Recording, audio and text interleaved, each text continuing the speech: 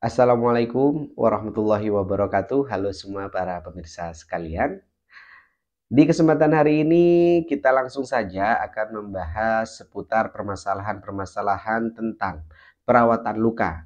Di mana di hari-hari kemarin masih ada dari beberapa masyarakat ataupun para pemirsa sekalian yang masih kebingungan dari step by step ataupun langkah-langkah cara perawatan yang baik dan benar. Dan di kesempatan hari ini saya ingin mengingatkan kembali, sebenarnya perawatan luka itu sangat mudah ya, apabila dari para pemirsa sekalian paham tentang langkah-langkah proses perawatan luka, di mana ini sangat mudah sekali ya. Ada istilah yang namanya 3M ya, 3M. Di mana 3M ini bukan tentang mengubur atau menguras dan lain sebagainya ya, tidak ya, bukan tentang yang menghindari nyamuk. Tapi ini adalah langkah-langkah dari proses perawatan luka ya. Di mana M yang pertama adalah mencuci luka, M kedua adalah membuang jaringan mati, dan M ketiga adalah memilih balutan ataupun memilih topikal yang tepat untuk luka tersebut. Ya, di mana memang fenomena yang sering kita temukan pada masyarakat kita adalah saat terjadi luka, tidak semua dari para masyarakat langsung datang ke fasilitas kesehatan. Ada dari masyarakat ya yang merawat lukanya secara mandiri, di mana hal ini memang sah-sah saja. Asalkan apa? Asalkan dari para pemirsa sekalian tahu bagaimana langkah-langkah cara perawatan tadi, yaitu ingat 3M ya. Sangat mudah sekali. Oke. Jadi M yang pertama adalah mencuci luka ya. Jadi saat terjadi luka, entah itu terjadi luka karena jatuh dari motor, entah itu luka dikarenakan luka bakar ya, entah itu luka dikarenakan penyakit seperti diabetes, luka kanker, luka dekubitus, dan luka-luka yang lain, tetap langkah yang pertama adalah kita harus mencuci lukanya. Oke, dan mencuci lukanya menggunakan apa?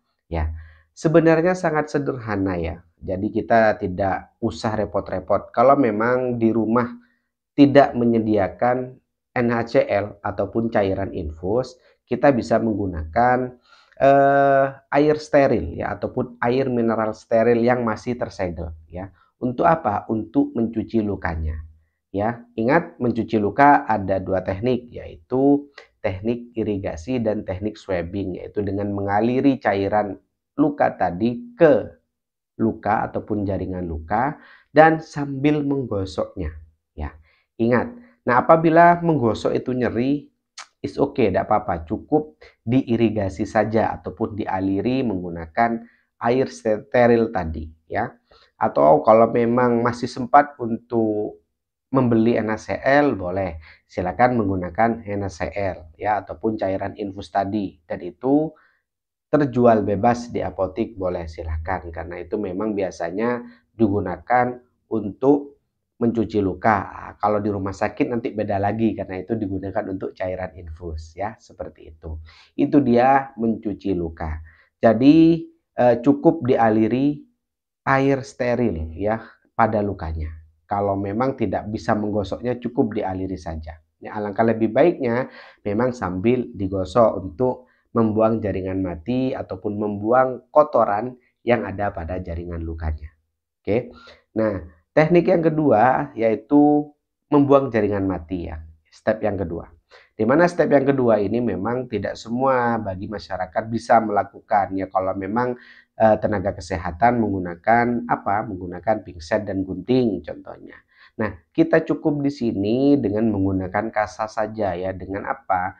Menggosok bekas-bekas salep, menggosok bekas-bekas cairan luka ya, yang ada kotoran-kotoran di jaringan lukanya, silakan dibersihkan ya. Lalu silakan lukanya dikeringkan. Setelah kita gosok-gosok dan kita bersihkan kotoran yang ada pada jaringan lukanya. Selanjutnya, baru kita berikan salep ataupun topikal. Nah, yang sering ditanyakan oleh para pemirsa adalah, Mas, salep yang cocok apa? Ya, saya di apotik direkomendasikan memakai salep A, salep B, ataupun salep C. Yang biasanya kalau di apotik kita diberikan salep bioplasenton, contohnya, ataupun salep gentamisin, ya, ataupun salep-salep yang lain yang terjual bebas di apotik. Ya, sebenarnya silakan saja, tidak apa-apa. Asalkan apa? Asalkan tetap ya harus ditutup lukanya. Kalau hanya sekedar diberikan salep, ya, dioleskan saja lalu diangin-anginkan, maka apa yang terjadi? Yang terjadi adalah salepnya akan juga mengalir dengan cairan luka. Dan itu sangat tidak efektif sekali untuk proses penyembuhan luka. Malah biasanya yang terjadi adalah kering ya di permukaan lukanya, tapi di bawahnya itu masih basah. Terus pertanyaannya lagi, Mas, nanti kalau diganti biasanya itu akan lengket ya. Nah, untuk hal-hal lengket seperti itu memang saya sarankan ya untuk memakai yang namanya melolin ya. Yang saya tahu hanya melolin nih yang masih efektif untuk menghindari perlengketan saat pergantian balutan. Maka dari itu silakan nanti boleh dicari atau pakai Dermafik ya dengan menggunting transparan filmnya. Silakan, boleh-boleh saja ya, ataupun memakai kasa. Boleh silakan ya. Karena apa? Karena kasa memang sebagai secondary ya. Setelah salep baru kita aplikasikan kasa. Hanya saja memang kalau topikalnya dia berbahan air atau water base, maka resikonya adalah terjadi perlengketan. Nah, apabila kita memilih topikal yang baik, contohnya ya yang sering saya sebutkan di channel ini adalah metcovazin. Ya silahkan, boleh memakai metcovazin, asalkan apa? Asalkan nanti kita saat menggantinya dilakukan dengan hati-hati dan dijamin ya tidak akan lengket. Karena apa? Karena itu kandungannya adalah oil base ataupun berbahan dasar minyak, ataupun menggunakan topikal-topikal yang lain yang bahan dasarnya minyak. Silakan, boleh-boleh saja ya. Jadi itu poin pentingnya bagi masyarakat yang mungkin belum mengetahui bagaimana langkah-langkah proses perawatan luka ya. Terus bagaimana cara melesternya?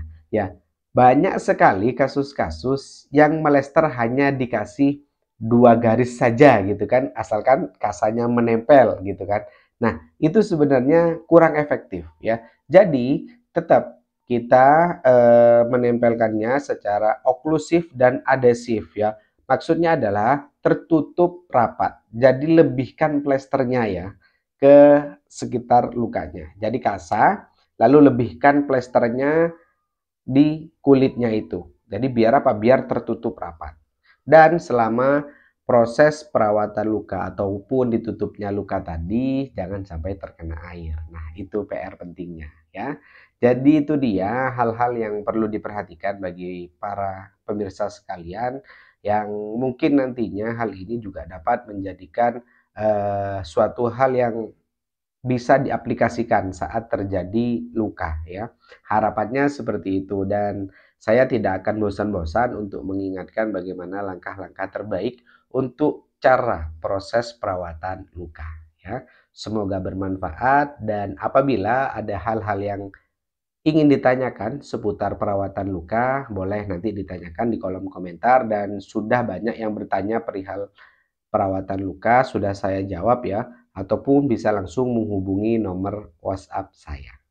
Oke, semoga membantu dan semoga bermanfaat dan terima kasih atas support yang sudah diberikan.